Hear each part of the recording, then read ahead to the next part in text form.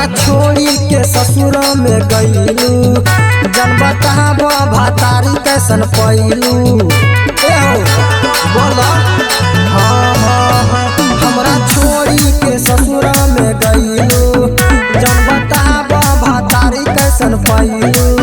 सब निमन मिला की कोनो साख चलता, 11 बजे रात तले गप चलता, 12 बजे बाद गप्पा गप चलता।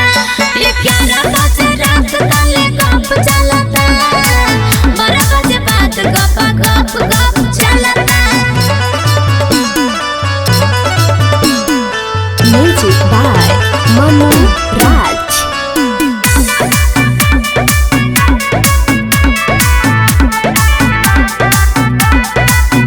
खूब मजा मिलता कि कम हो, सजिया के सुख भरी गम हो।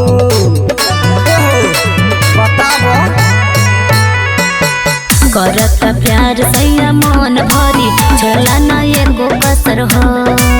नैहर से मिलल हमर साया साड़ी, कर देता लसर फसर हो। चाही कि प्यार का पटाप चलता, 11 बजे रात तले गप चलता, 12 बजे बाद गप्पा गप चलता। 11 बजे रात तले गप चलता, 12 बजे बाद गप्पा गप गप चलता।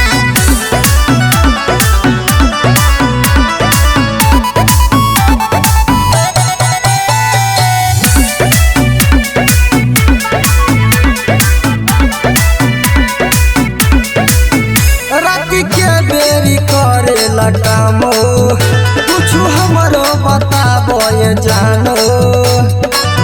ये करे जा बताबो, दिन रात सिनेमा से साट के नु, जन बोले डांट के नु हो।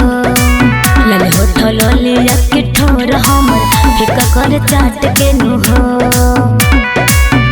दीपक मोहन लड्डू के साथ चलता, 11 बजे रात तले गप चलता, 12 बजे बाद गप्पा